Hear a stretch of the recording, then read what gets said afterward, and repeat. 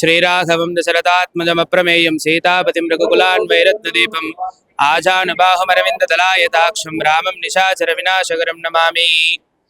భక్తులందరికీ కూడా ముందుగా తొలి ఏకాదశి శుభాకాంక్షలు, ముక్కోటి ఏకాదశి శుభాకాంక్షలు. దీనినే మనకు వైకుంఠ ఏకాదశిగా పేర్కొంటారన్నమాట.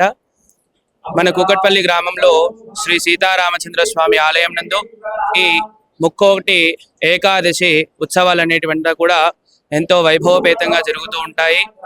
ఈ రోజున స్వామి మనకు ఉత్తర ద్వారంగా దర్శనమిస్తారన్నమాట.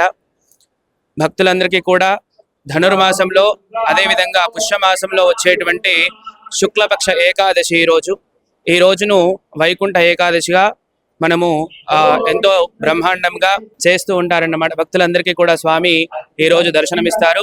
ఈ కూకట్పల్లిలో వెలిసినటువంటి మన రామచంద్ర స్వామి ఆలయం నందు ఎంతో వైభవంగా భక్తులందరూ కూడా ఇక్కడ స్వామివారు అందరికీ కూడా దాదాపు 436 సంవత్సరాల పూర్వమైనటువంటి ఈ యొక్క ఆలయంలో స్వామి ఎంతో వైభవంగా దర్శనమిస్తూ ఉంటారు. వైకుంఠ ఏకాదశి నాడు ఉత్తర ద్వారంగా భక్తులందరూ కూడా విచ్చేస్తూ ఉంటారు.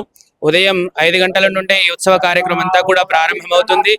ముందుగా స్వామికి ఆరాధన కార్యక్రమాలన్నీ కూడా పూర్తి చేసుకొని స్వామి పల్లకి సేవగా ఉత్తర ద్వారం నుండి బయటికి వెళ్ళి కూకట్పల్లి గ్రామం అంతా కూడా ఊరేగింపుగా వెళ్ళి అక్కడి నుండి మళ్ళీ స్వామి లోపలికి వచ్చేసి ఆ తర్వాత కుంకుమార్చన ఆది కార్యక్రమాలు చేసుకొని ఎంతో వైభవంగా ధనుర్మాస కార్యక్రమ ఉత్సవాలు కూడా ఇక్కడ ఎంతో వైభవంగా నిర్వహించుకుంటాము.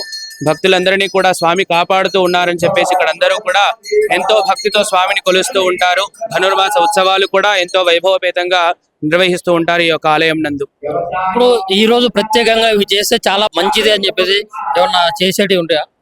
అంటే స్వామి మనకు ఎప్పుడు కూడా నార్మల్ గా తూర్పు వైపుగా ఉండేటువంటి దర్శనం ఇస్తూనే ఉంటారు. కానీ ఈ రోజు విశేషంగా ఉత్తర ద్వారం నుండి దర్శనమిస్తారన్నమాట.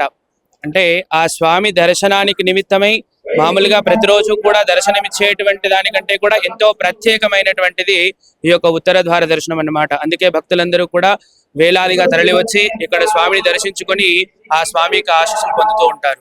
ఓకే, ఇప్పుడు భద్రాచలంలో కూడా పెద్ద ఎత్తున పల్లకి ఊరేగింపు, అక్కడ నది మొత్తం కూడా ప్రత్యేకంగా రాముల వారిని ఊరేగించడం అయితే జరుగుతూ ఉంటుంది.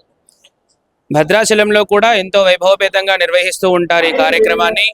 అక్కడ స్వామి కోదండరాముడిగా, అక్కడ స్వామి కేవలం సీతాదేవి గుళ్ళో కూర్చుకొని లక్ష్మణ స్వామి మాత్రమే ఉంటారు. కానీ మన ఆలయం నందు ఏంటంటే విశేషంగా పరివారం అంతా కూడా ఉంటారన్నమాట.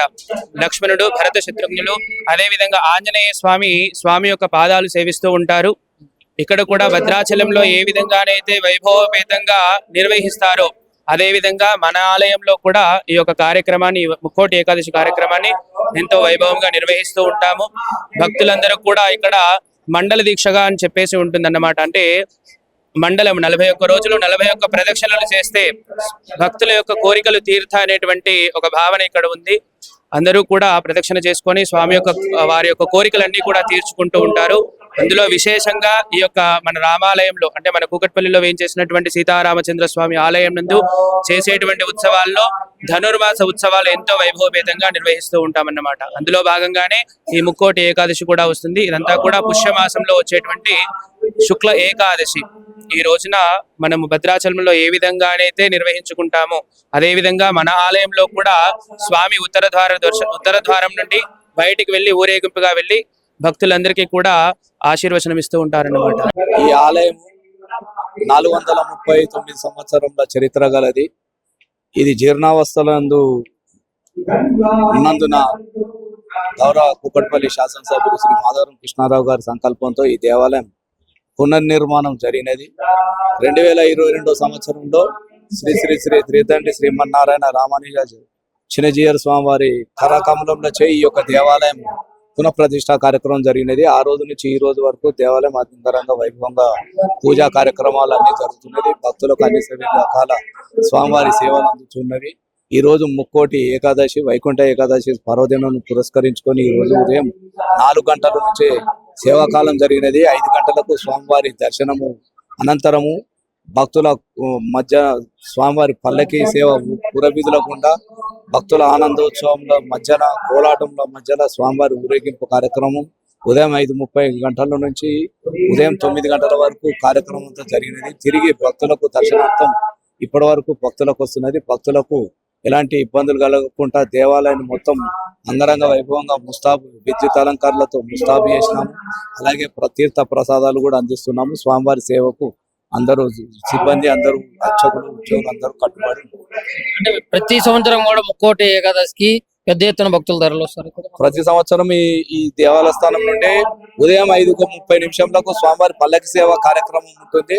కుక్కడపల్లి గ్రామంలో కాకుండా చుట్టుపక్కల ఉన్న వారందరూ కూడా ఈ యొక్క పల్లకి సేవ ఊరేగింపు కార్యక్రమంలో అందరూ తప్పనిసరిగా పాల్గొని ఆ రాముని యొక్క దీవెనలు పొందుతారు. అంటే ఇప్పుడు భద్రాచలంలో ఎట్లాగైతే జరుగుతుందో సేమ్ ఇక్కడ కుకడపల్లిలో కూడా ఇట్లా భద్రాచలంలో అది పురాతన నుంచి ఉన్నది 1500 సంవత్సరాల క్రితం. ఇది కూడా హైదరాబాద్ లోని చార్మినార్ నిర్మితమైనప్పుడే ఈ దేవాలయం నిర్మితమైనది అని చెప్తుంటారు పెద్దలు.